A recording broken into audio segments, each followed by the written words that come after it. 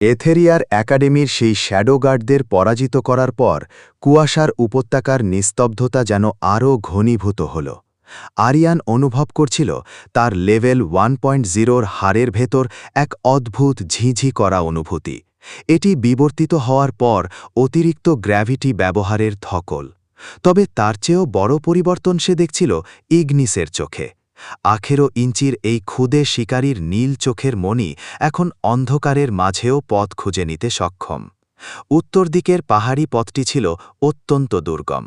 এখানকার গাছগুলো অনেকটা কঙ্কালের মতো শুকনো, কিন্তু তাদের ডালপালাগুলো লোহার মতো শক্ত। মীরা তার হোলো ম্যাপের দিকে তাকিয়ে ফিসফিস করে বলল, আমরা রিসার্চ ক্যাম্পের খুব কাছে। এই পাহাড়ের নাম সাইলেন্ট পিক। এখানে কোনো শব্দ করা যাবে না, কারণ একাডেমির জাদুকররা এখানে এক ধরনের সাউন্ড সেন্সিটিভ ড্রোন ব্যবহার করে। কায়েন তার যান্ত্রিক ঝোলা থেকে কিছু কালো রঙের লেপন বের করল। আরিয়ান, তোমার এক্সোস্যুটের ওপর এই অ্যান্টি স্ক্যানার লিকুইডটা লেপন নাও। এটা তোমাকে একাডেমির রেডারে অদৃশ্য রাখবে।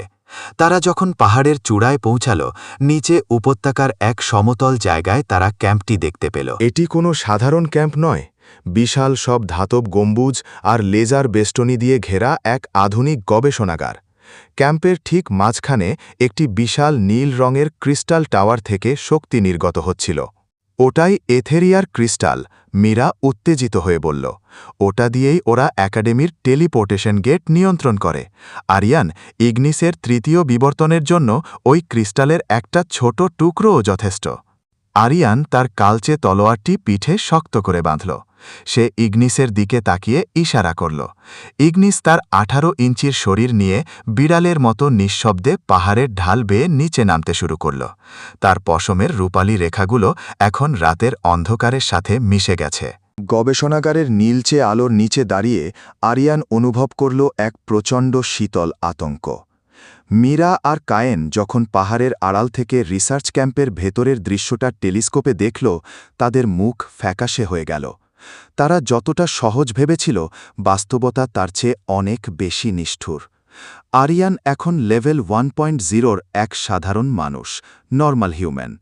এই স্তরে 1 থেকে 100 পর্যন্ত ধাপ রয়েছে, কিন্তু তার সামনে যারা পাহারা দিচ্ছে তারা সাধারণ মানুষের সীমানা অনেক আগেই পেরিয়ে গেছে।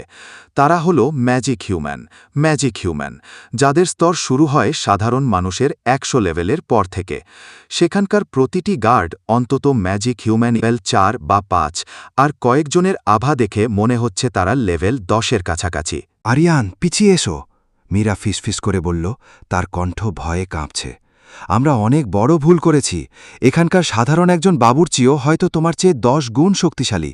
ম্যাজিক হিউম্যানদের সামনে আমাদের এই 0.5 বা 1.0 লেভেলের হার স্রেফ মাটির খেলনার মতো। আরিয়ান পাথরের আড়ালে নিজেকে লুকিয়ে রাখল। সে দেখল ক্যাম্পের প্রবেশপথে একজন গার্ড দাঁড়িয়ে আছে। তার শরীরে কোনো বর্ম নেই, কিন্তু তার চামড়া থেকে এক ধরনের রূপালী আভা বেরোচ্ছে। গার্ডটি কেবল তার আঙুলের তুড়ি মেরে একটি বিশাল ওজনের পাথুরে স্ল্যাব সরিয়ে দিল। আরিয়ান বুঝল, এই শক্তির কাছে তার 5000 কেজি ওজনের তলোয়ার কিছুই নয়। আমাদের এখানে ঠোকা মানে আত্মহত্যা, কায়েন বিড়বিড় করল। সে তার সব যন্ত্রপাতির রিডিং চেক করে দেখল যে এখানকার বাতাসের ঘনত্ব ম্যাজিক এনার্জি দিয়ে নিয়ন্ত্রিত। আরিয়ান, ইগনিস হয়তো শক্তিশালী হচ্ছে, কিন্তু ও এখনও মাত্র 18 ইঞ্চি। ও এই লেভেলের জাদুকরদের এক ফুৎকারে উড়ে যাবে। ঠিক তখনই ল্যাবের ভেতর থেকে এক তীব্র আর্তনাদ ভেসে এল।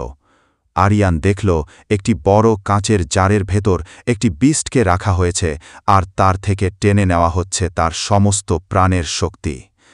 না, আমি এভাবে ফিরে যেতে পারি না। আরিয়ান তার তলোয়ারের হাতল শক্ত করে ধরল। এলিনা এই নরকের মধ্যেই কোথাও আছে। ও এখানে নেই আরিয়ান। মীরা জোর করে আরিয়ানের হাত ধরল। আমি ওদের মেন ফ্রেমের একটা ছোট সিগন্যাল হ্যাক করতে পেরেছি। এই ক্যাম্পটা কেবল একটা ল্যাব। এলিনাকে রাখা হয়েছে এথেরিয়ার মূল টাওয়ারের 99 তলায়, যেখানে পৌঁছাতে হলে তোমাকে অন্তত ম্যাজিক হিউম্যান লেভেল 20 হতে হবে। এখন লড়াই করা মানে এলিনাকে চিরতরে হারানো।